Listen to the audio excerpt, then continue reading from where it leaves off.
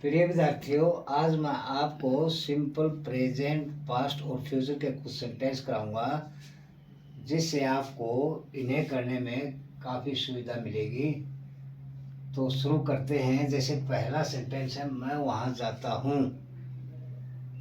Simple present tense वो होता है जिसमें हम हर रोज़ जो कुछ करते हैं, आज किया, कल किया, परसों करेंगे, ठीक है, वो सब हम सिंपल प्रेजेंट टेंस में लिखते हैं। जैसे बोलते हैं मैं स्कूल जाता हूँ, आज भी जाता हूँ, कल भी जाएगा और परसों भी जाएगा। जो काम हम हर रोज़ करते हैं उस एक्शन को हम प्रेजेंट इंडेफिनिट टेंस में लिखते हैं। इसकी पहचान है कि सेंटेंस के अंत में जाता हूँ, जाते हो, जाते हैं, जाता है, जाती है ख़त्म होता है।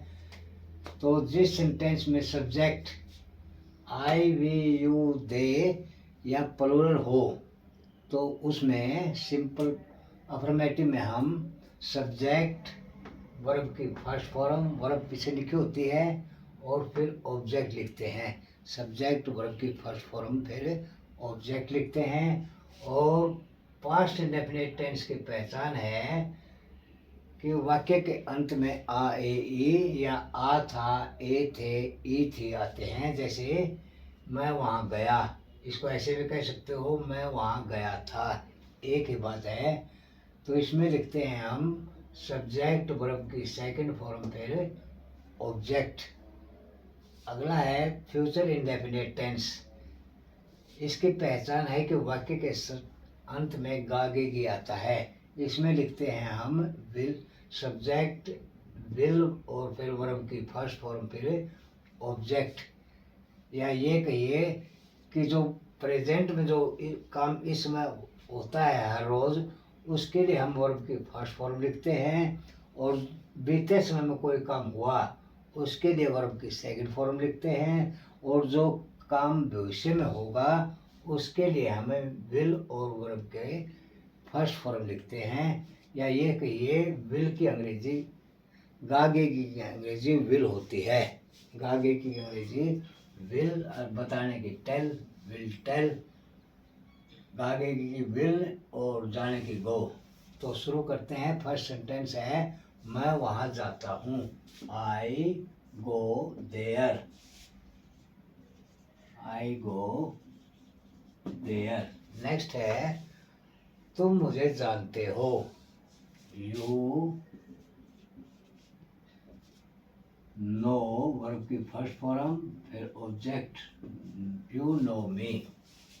अगर subject I, we, you, they की बजाय ही, शी या सिंगुलर हो तो वर्ब का एस या ई एस लगता है, एस या ई एस लगता है। ज़्यादातर वर्ब का एस लगता है। ई एस उस वर्ब का लगता है जिसके अंत में ओ हो, एस हो, डबल एस हो, एस एच हो, सी एच हो, तो उसका ई एस लगाते हैं। वह वहाँ जाता है तो यहाँ हो जाएगा he goes there, E S लग जाएगा। और वह मुझे जानता है तो ही नोज मी। मैं वहाँ गया, इसमें सीधा है सब्जेक्ट को कोई भी प्रोनाउन हो, आई, वी, यू, दे, ही, सी, सबके लिए एक ही नियम है। सब्जेक्ट वर्ब की सेकंड फॉर्म फिर ऑब्जेक्ट। आई जाने की इंग्लिश होती है गो, गो की second form went, I went there. तुमने उसे गाली दी, बीते समय में दी, पास्ट इंडेफिनिट टेंस है। सब्जेक्ट वर्ब की सेकंड फॉर्म फिर ऑब्जेक्ट। यू एब्यूज में होता है गाली देना, उसकी सेकंड फॉर्म होती है abused, you abused him, you abused him.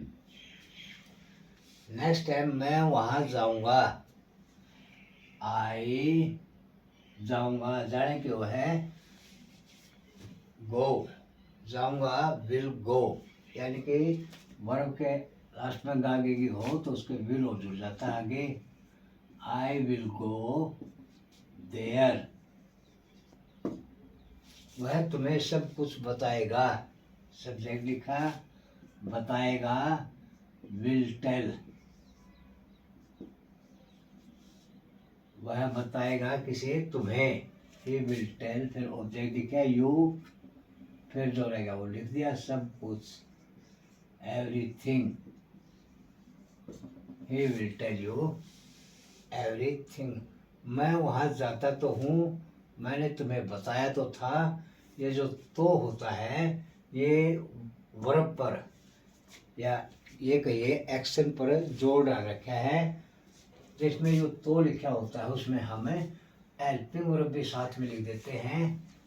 तो जैसे प्रेजेंट इंडेफिनिट टेंस में हेल्पिंग वर्ब आती है डू या डज, और पास्ट इंडेफिनिट टेंस में हेल्पिंग वर्ब आती है डिड, तो अफर्मेटिव में उसे भी हमें साथ में लिख देते हैं। मैं वहाँ जाता हूँ, मैं वहाँ जाता तो हूँ, तो इसमें यहाँ डू और आ जाएगा, I do go there, I do go there, ठीक है।